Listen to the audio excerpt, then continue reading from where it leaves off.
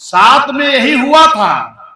साथ में जब अल्पसंख्यक मुस्लिम समाज, पिछड़ा पिछड़ा, SC ST और न्याय पसंद ब्राह्मण क्षत्रिय वैश्य जब हाथी के सामने बटन दबाना शुरू किया, वोट देना शुरू किया, तो भाजपा 2-4 हजार 6 हजार ज्यादा कोनो सीट पे वोट ना पाए रही। और एक मन का है थोड़ा दिमाग कर लाई जा पीछे और जोड़ा के साथ में भाजपा के कितना वोट तोरे हिया से मिला रहा, क्यों याद करा? 2-4 हजार ज्यादा न रहा।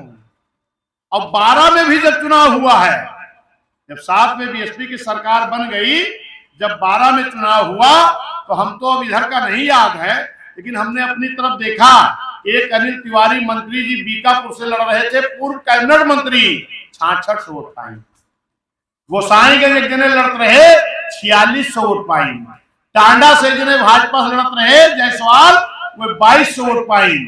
और रुदौली से एक जने लड़ते रहे, वो 32-3300 वोट पाई के भाजपा वाले। कब? जब अल्पसंख्यक मुस्लिम, पिछड़ा पिछड़ा, SC ST, न्याय पसंद ब्राह्मण क्षत्रिय वैश्य जब बहुजन समाज के साथ खड़ा हो गया तब। ये मेरे साथियों, जरा एक बार अपने दिमाग से उठ कर दो कि भाजपा के प्रचार तंत्र वाले को बताओ कि तुम लोग बड़ा बेईमानी किए हो 22 के चुनाव में, तभी ये हुआ है। और अगर ईमानदारी से अपने दिमाग से इकट्ठा हो ही जाएंगे तो सच बता रहा हूं दिल से कि अगर मुस्लिम भाई चला आए सपा को छोड़ के और बैकवर्ड भाई चला आवे भाजपा को छोड़ के, तो बहुजन समाज इस देश की हुकूमत कर लेगी। और ये जो दोनों जने नूरा कुश्ती कर रहे ना, नूरा कुश्ती मतलब मिली हुई कुश्ती, कब तू गिर जा हम इनाम ले ले, कब हम गिर जाई तू इनाम ले ला, और जनता का बेवकूफ बनावा।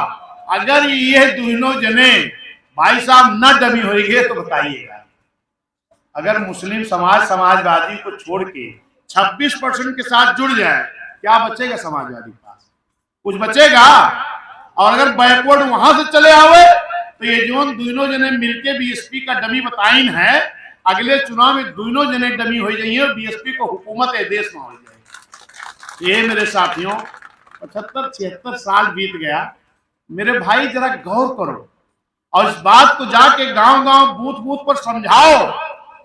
ये अकेले ये मंडल जोन और विश्वनाथ पाल के जिला अध्यक्ष के सचिव के कोषाध्यक्ष चिल्लाए से न हुए जब तक बूथ कमेटी सही लोगों को आप नहीं बनाओगे। अगर बूथ कमेटी सही बना लिए, 1000 में 5-6 मरीज बनाओगे है, बढ़िया समझदार लोगों को बना लो जो आपके गांव में अपने वोटरों को समझा सके कि कौन सा वोट हमको मिल रहा है कौन सा नहीं। वो मन बना ले कि हमको अगर 1000 में 800 वोट पड़ेगा तो 500-600 वोट में हाथी पे जरूर डराओ, चाहे बड़ा मेहनत करे। ये सोच लिए बूथ वाला तो कौनो सीट तू नहीं हार सकता। इसका मतलब अपना अपना बूथ करो मजबूत। जरा आप साथ दीजिए, अपना अपना बूथ, अपना अपना बूथ। आज इस नारे के साथ जा करके सभी लोग ईमानदारी से लग जाओ।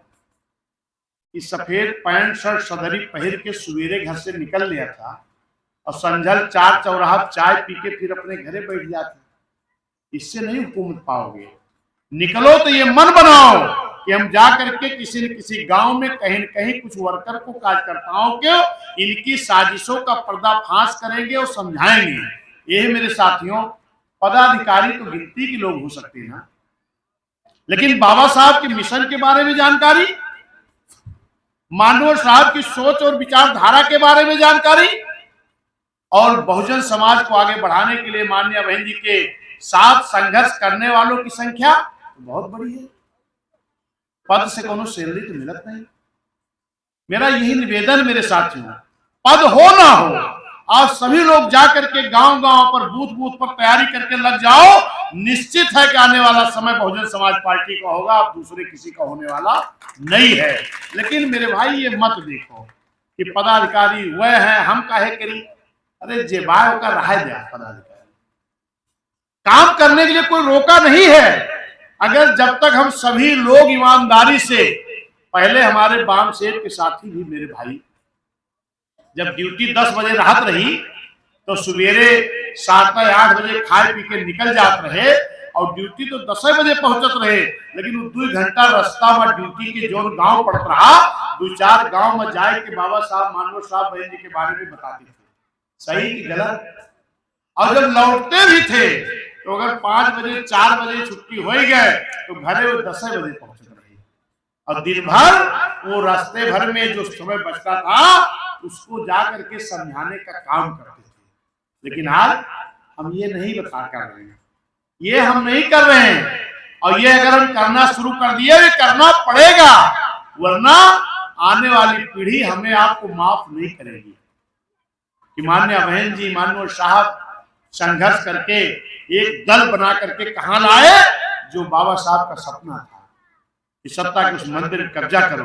लेकिन जब लोगों ने देखा कि बहुजन समाज पार्टी हुकूमत करने जा रही है तो आपके बीच में खंड खंड करके अलग अलग दल बनवा करके अलग अलग विचारधारा को पैदा करके, आज आप जरा गौर करिएगा मेरी बात को, तमाम ऐसे दल बन गए हैं जो मानव साहब की फोटो लगाते हैं, बाबा साहब की फोटो तो लगाते हैं, कहेंगे मानव साहब की फोटो लगाया हूं और मानव साहब के मिशन अब हम पूरा करेंगे। बीएसपी तो भटक गई। जरा उनसे पूछिए कि तुम एक तरफ मानव साहब के मिशन पूरा करने की बात करते हो और एक तरफ मानव साहब के द्वारा बनाई गई पार्टी को खत्म करने की साजिश करते हो, ये दोनों कैसे संभव है? जरा इसमें विचार करिए।